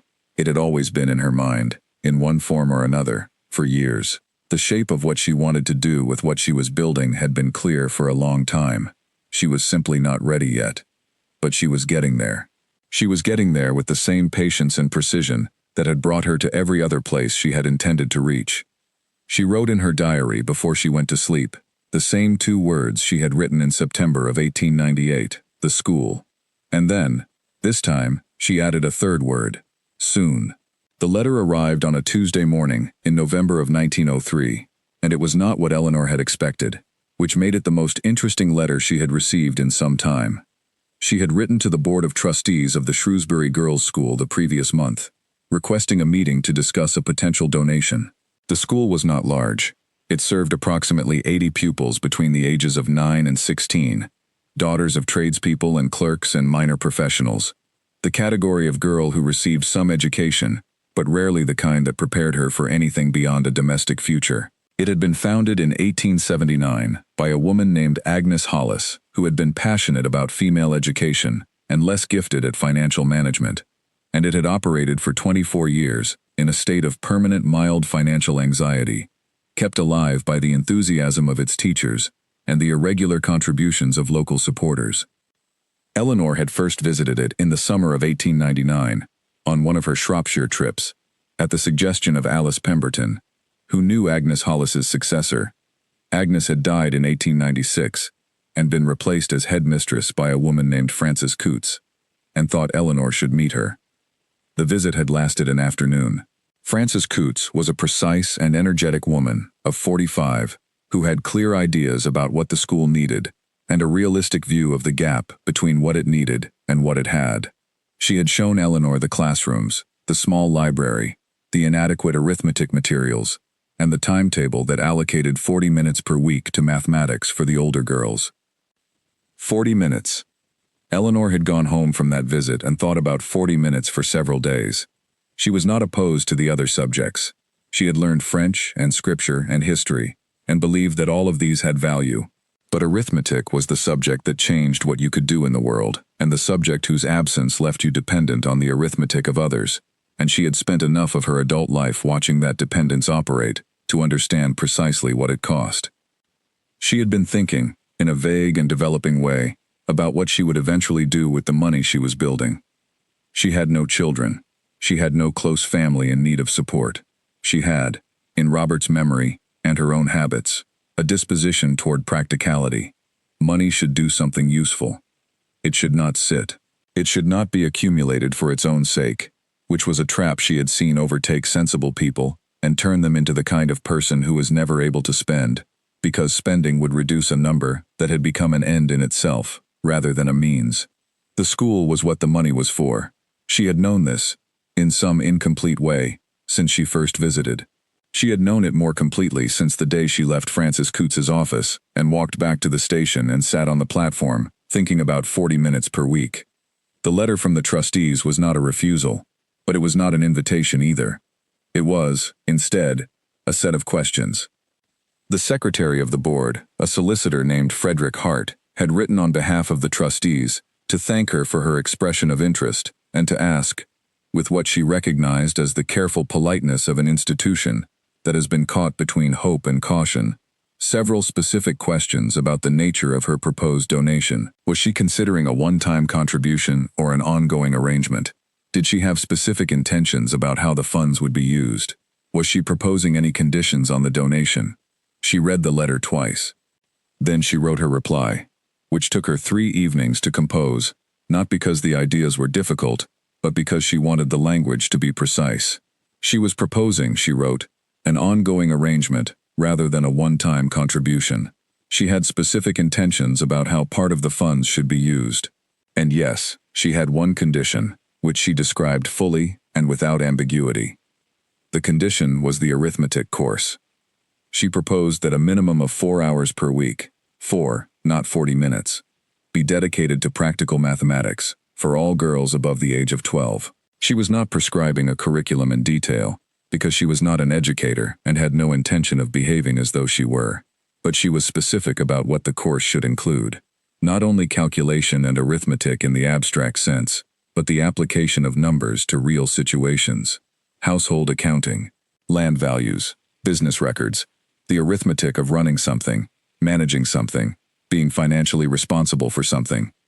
She proposed funding this course in full, the materials, additional teacher time if required, and a small library of practical reference books that she would select and donate herself. She also proposed a broader annual contribution to the school's general running costs, of a size she specified clearly, which would remove the permanent anxiety of the shortfall and allow Frances Coutts to stop spending a significant portion of her energy on fundraising and spend it on teaching instead. She did not say any of this with the language of charity. She wrote it as a proposal, clear and businesslike, the way she would have written any commercial arrangement. She described what she was offering and what she was asking for in return. She told them how long she intended the arrangement to last. For as long as the school operated the course as described, the funding would continue. She posted the letter and waited. The reply from Frederick Hart came in 3 weeks. The board had met. They had accepted her proposal in full. Frances Coutts had been informed and had asked Hart to convey her personal gratitude, which he did, in a separate paragraph, that was warm, in a way that the rest of the formal correspondence had not been. Eleanor filed the letter with her papers and wrote a check that same evening. She also began selecting the books. This was, in some ways, the part she enjoyed most. She spent 4 evenings over the following week, going through the agricultural and financial references she had accumulated over the years, deciding which of them were appropriate for a school library, and which were too technical for their purpose, and ordering additional copies through a bookseller she used in Coventry. She put together a collection of 30 books, annotated each with a brief note explaining its purpose and the age it was most suited for, and packed them carefully in 2 wooden crates. She delivered the crates personally to the school on a Thursday in January of 1904. Francis Coots met her at the door and took her through the building, showing her where the books would be housed, introducing her to 2 of the teachers who would be delivering the new course. One of them, a young woman named Martha Doyle, had studied mathematics at a women's college in Cambridge and was teaching at the school on a part-time basis because full-time positions for women with her qualifications were still, in 1904, not as available as they ought to have been. Martha had been following the proposed course with great interest since Francis had told her about it, and had already drawn up a provisional timetable and a set of initial lesson outlines. Eleanor looked at the timetable and the lesson outlines with attention. She asked questions about the older girl's current level of mathematical knowledge, about what teaching materials were already available, about whether Martha had been given enough time in the timetable to include practical exercises as well as instruction. The conversation ran for an hour and a half, long past what a ceremonial visit would have required, because both Eleanor and Martha were genuinely interested in the practical details, and neither of them saw any reason to cut the conversation short. At the end of the conversation, Martha said something that stayed with Eleanor for a long time. She said, "The girls here are good. They are perfectly good at mathematics when they are given the chance to be. The only thing that has ever stopped them is being told that the chance is not for them." Eleanor said she knew. She said it quietly, without drama, with the particular authority of someone speaking about something they have known from the inside for a very long time. She left the school in the late afternoon and took the train back to Coventry. She had a lot to do. There was a letter from William Farley about the spring planting arrangements at Merrill's End, and a question from her solicitor about the renewal of the Alderton lease on the Ashworth land, and a note from Alice Pemberton about a property matter in Shropshire that she wanted a second opinion on. She attended to all of these things, but she also thought, on the train home, about something Martha Doyle had said, that the girls were perfectly good at mathematics when they were given the chance. She thought about what it meant to have the chance. She thought about her father, sitting at his kitchen table in Coventry in the 1850s, showing his 12-year-old daughter how to balance a ledger, not because he was trying to defy convention, but simply because he was a practical man, and she was his daughter, and it was useful. She thought about how different her life would have been without that kitchen table, without those evenings, without a father who answered her questions as though they deserved answers.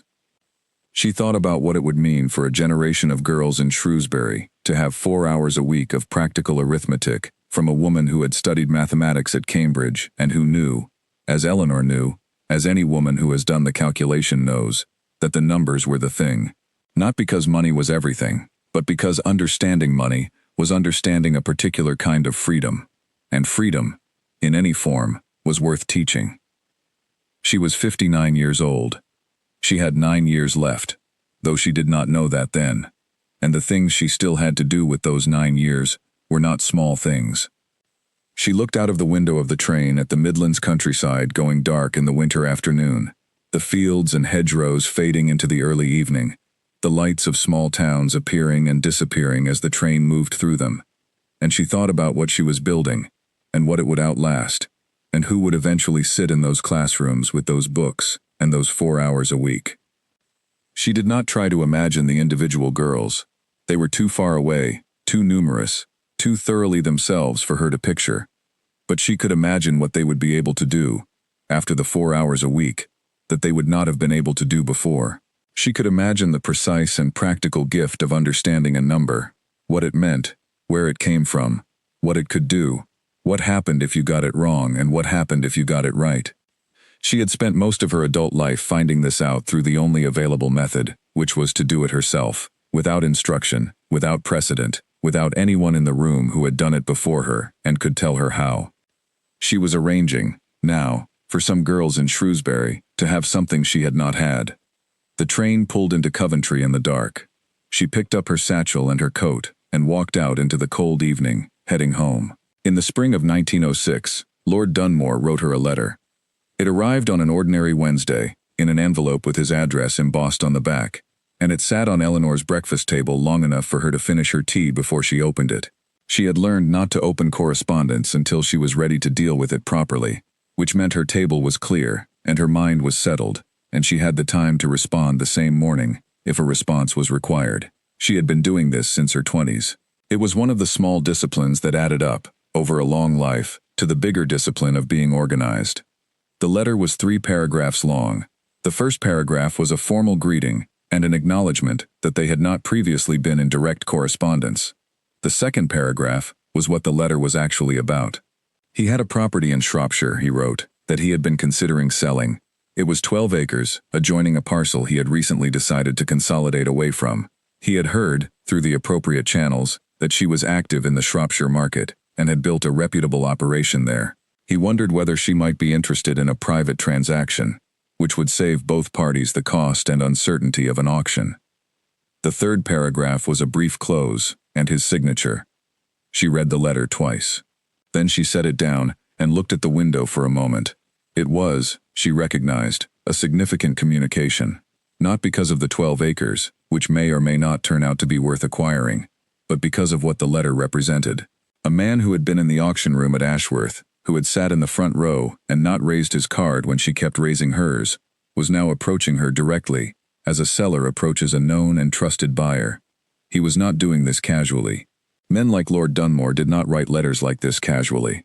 He had made a decision to reach out to her specifically, which meant he had formed an opinion of her professionally, and that opinion was of a certain kind. She did not feel triumphant about this.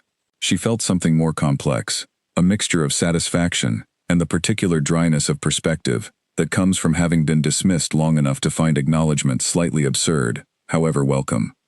She wrote back the same morning, as she had intended.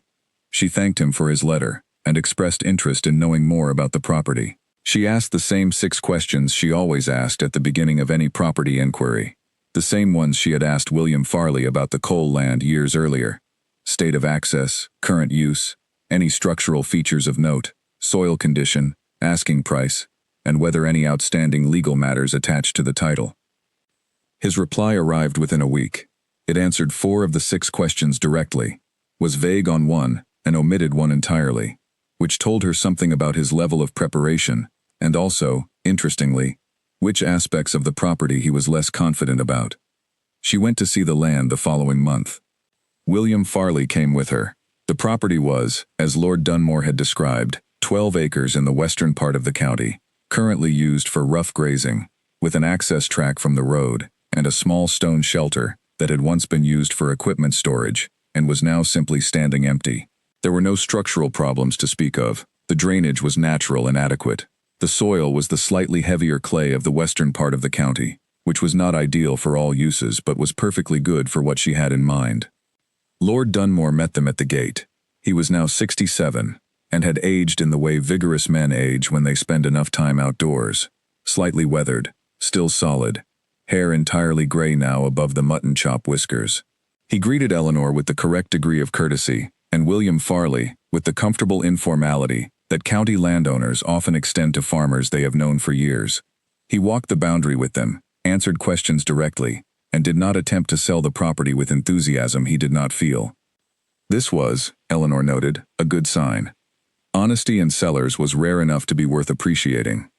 The asking price he named privately was £190, which was a reasonable figure for 12 acres of usable, if unexceptional, grazing land in that part of Shropshire. She offered £175 on the spot, explained briefly what her reasoning was, not because she owed him an explanation, but because she had found, over the years, that transparent negotiations moved faster and left less bad feeling on both sides. And he came back at 182. She agreed to 182. They shook hands at the gate. Lord Dunmore's grip was firm. He said, with the slightly formal sincerity of a man who finds directness an effort but makes it anyway, "I believe I should have paid more attention at that first auction." Eleanor said, "You paid appropriate attention to the information you had." He looked at her for a moment, then he nodded. That was the end of the conversation, and they went their separate ways, and the purchase was completed through the solicitors over the following month. Eleanor told Alice Pemberton about this exchange in a letter the following week, in the matter-of-fact way she described most events, and Alice wrote back with a single sentence before continuing to her own news. "I imagine that was a long time coming, and I imagine you received it with exactly the grace and lack of drama that I would expect from you." Eleanor read this and smiled, alone in her kitchen, which was not something she often described to anyone. The Shropshire operation was by now a stable and well-managed entity. 4 properties: Ashworth, Cole, Merrill's End, and now the Dunmore parcel, which she added to William Farley's management brief, without any significant disruption. The combined acreage was over 114 acres. The combined rental income was steady and reliable. The maintenance costs were managed carefully and without crisis, because William was good at anticipating problems before they became expensive, and because Eleanor had always kept a reserve fund, specifically for the unexpected. The school's mathematics course had been running for 2 years. Martha Doyle had taken on an additional half-day each week after the first year, because the demand from the older girls had grown beyond what the original timetable allowed for. Frances Coots had mentioned this in a letter to Eleanor, noting that several of the older girls were now ahead of where Martha had expected them to be at this stage of the course. One of them, a 14-year-old named Edith Lloyd, whose father was a draper in town, had apparently finished reading 2 of the books from the library Eleanor had donated, and had asked Martha where she might find more. Eleanor read this part of Frances's letter 3 times. She ordered 6 more books the following week, and had them sent directly to the school. The years between 1904 and 1910 were productive and relatively quiet. Quiet in the sense that nothing dramatic happened, which was, Eleanor had come to understand, precisely what success looked like when it was working correctly. Success that required drama was success that had been poorly managed. She had heard that sentiment expressed somewhere, years ago, and had found it consistently accurate. She acquired 1 more property, in 1908, a small holding in Staffordshire that had been brought to her attention by Alice Pemberton, who had connections in that county, and had spotted something that she thought was in Eleanor's line. It was, and Eleanor was grateful, and the acquisition added another income stream to a financial structure that was now, by any fair measure, genuinely robust. She was 64. She had been a widow for 27 years. She had built, from a modest beginning, an estate that was valued by her solicitor in 1909 at slightly over £5,000, not counting the land, which if sold at current market values, would have added considerably to that figure. The land was not for selling. The land was for income, and the income was for the school, and various other good uses she had been identifying carefully over the previous several years. She had not been back to London since the Ashworth auction. She had not needed to. The work that mattered to her was in Shropshire and Staffordshire and Coventry, and the life that mattered to her was the one she had built in those places, precise and practical, and without spectacle. She wrote to Alice Pemberton regularly, and visited twice a year. She corresponded with Martha Doyle about the mathematics course, and with Frances Coots about the school's broader development. She was in contact with her solicitor, Henry Marsh, approximately every 2 weeks on various matters, and with William Farley roughly as often. She had a small circle of acquaintance in Coventry, people she had known for years, a few of whom understood something of what she had done, and most of whom simply knew her as a quiet and capable woman who had managed well for herself. This was an accurate description, as far as it went. It did not go very far. She did not need it to. She had not been doing what she did because she wanted to be described. She had been doing it because there were things that needed to be done, and she was the person who could do them, and getting on with doing them had always seemed more useful than waiting for someone to notice. She made her final will in the spring of 1910. Her solicitor came to the house on a Thursday afternoon, which was the day she reserved for legal and financial matters, and they went through the document methodically, clause by clause. She had been clear about what she wanted, as she was always clear about what she wanted, and the will reflected her intentions precisely. The school was the central beneficiary, a specific and substantial sum, held in trust, to fund the mathematics course in perpetuity, which was the word her solicitor had suggested, and which she had accepted because it was, in fact, exactly what she meant, in perpetuity. For as long as the school operated the course as she had specified, not as a memorial to her, not with her name on a classroom door, but simply as a continuing provision that would keep the 4 hours a week alive and funded and available to whatever girls came through those doors in whatever years lay ahead. Other bequests were smaller, but also considered. A sum to Henry Marsh's firm, with instructions to maintain the land operation and distribute proceeds as specified. A personal sum to Alice Pemberton. Something for William Farley, who had been her land manager for 13 years, and was, she wrote in the instructions, a thoroughly reliable man who has earned more than I have been able to pay him, and this is the balance. There were other smaller provisions. Everything was specific. Everything was organized. She had been doing this her whole life. She signed the will. She thanked her solicitor. She made him a cup of tea, as she always did when he came on a Thursday, and they talked briefly about a boundary question on the Staffordshire property that was being handled through correspondence. Then he collected his coat and his briefcase, and she saw him to the door, and stood on the step for a moment in the spring evening air. The street was quiet. The light was long and golden in the way that May light is in English evenings, low and warm, making ordinary things look briefly beautiful. A horse and cart was moving slowly at the far end of the road. 2 children were playing in a garden further along. She stood there for a moment. Then she went back inside. Eleanor Voss died in September of 1911, on a Tuesday morning, quietly, in her own house, in the bed she had slept in for 22 years. The doctor who attended her was named Philip Hayes. He had been her doctor for 6 of those years and had found her, in all their interactions, to be one of the more straightforwardly cooperative patients he had ever treated, not in the sense of being passive, but in the sense of being accurately informative. She described her symptoms precisely, answered his questions without embellishment, and followed his recommendations when she agreed with them, which she usually did.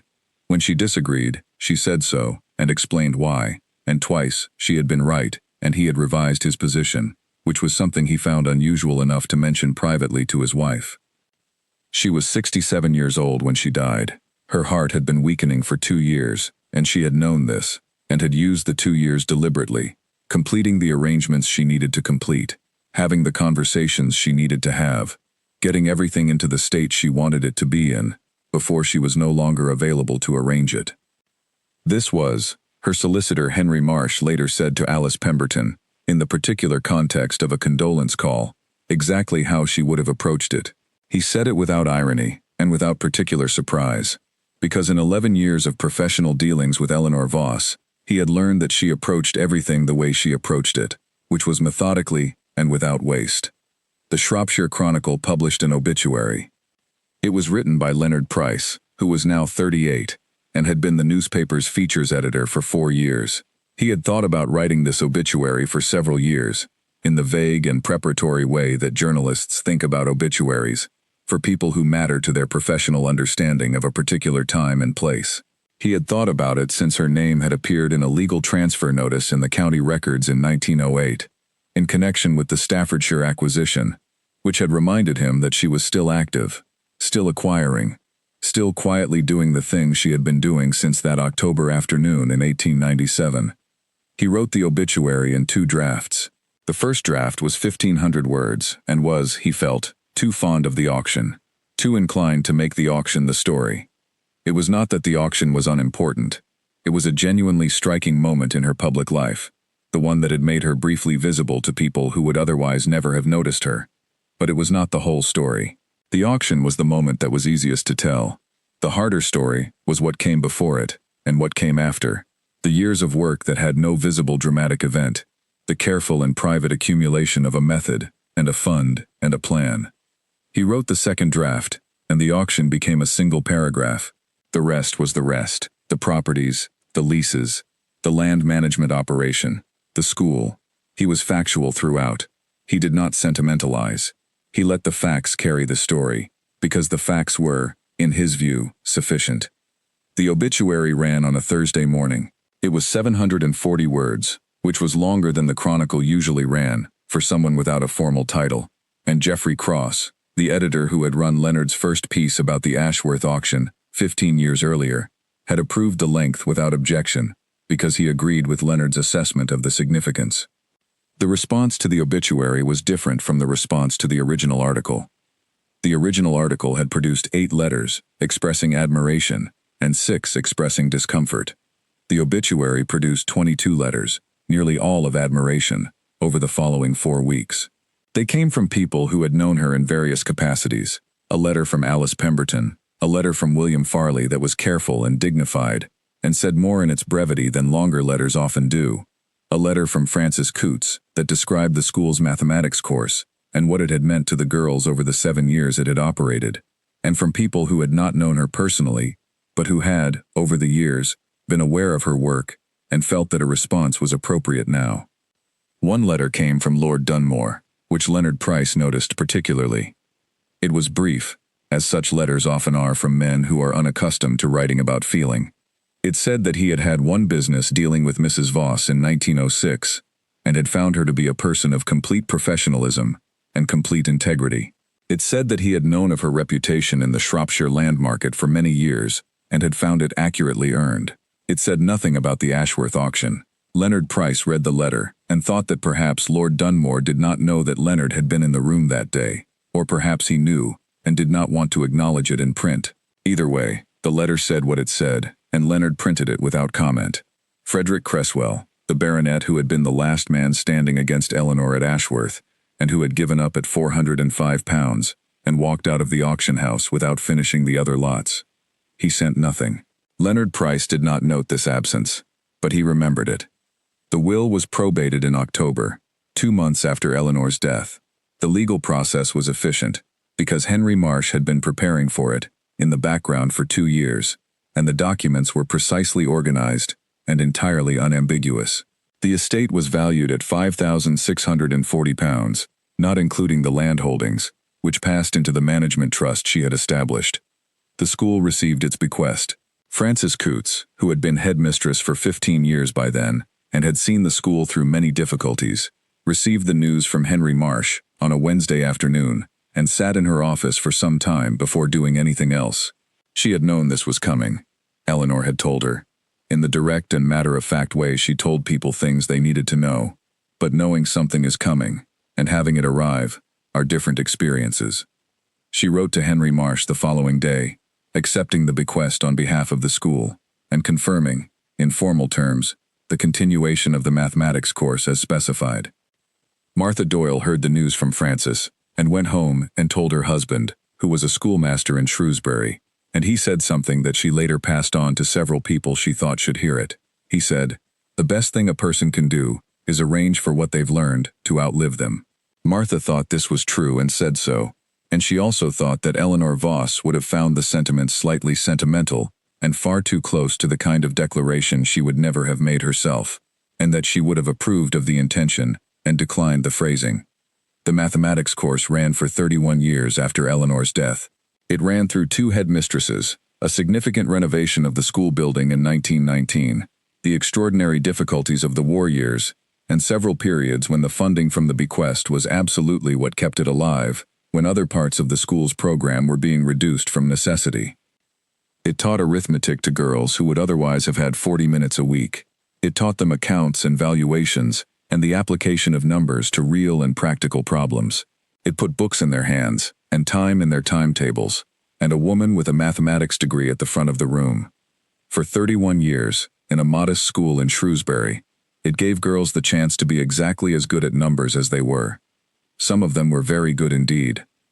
No record survives of the names of all the girls who passed through the course in those 31 years.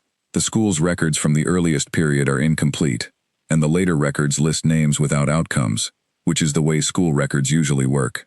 But Frances Coots, writing to Alice Pemberton in 1921, mentioned that one of the girls who had been in the first cohort of the extended course, the same 14-year-old who had read 2 of Eleanor's donated books and asked for more, whose name was Edith Lloyd, had by then become the bookkeeper for a large manufacturing business in Birmingham.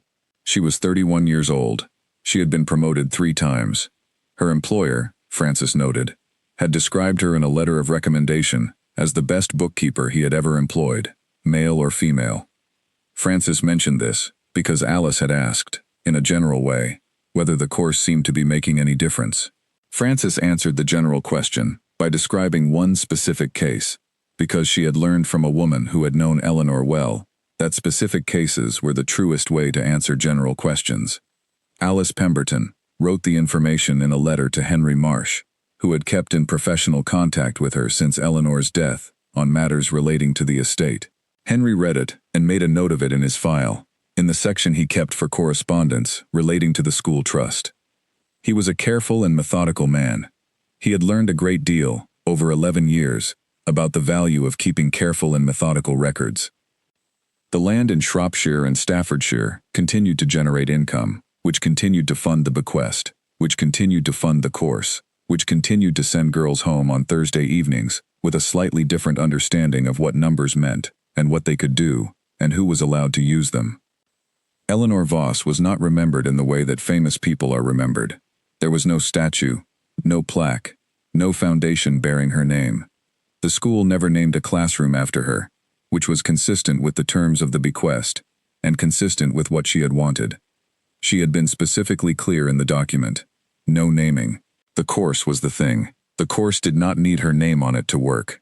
She had spent most of her adult life being invisible to people who should have been paying attention. She had decided, at some point along the way, that the correct response to this was not to seek visibility, but to accomplish things that would persist without requiring her visibility.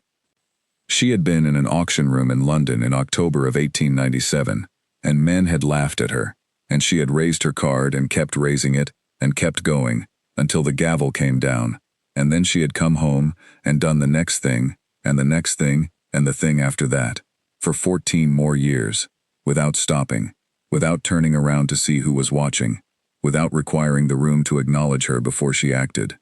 She had known what the land was worth. She had known what she was worth. She had known what the girls in that school deserved. She had acted on all three pieces of knowledge with the same steady, unhurried, absolutely grounded precision that she had brought to everything she had ever done. And then she had arranged for what she had learned to outlive her, which it did, for 31 years, and beyond.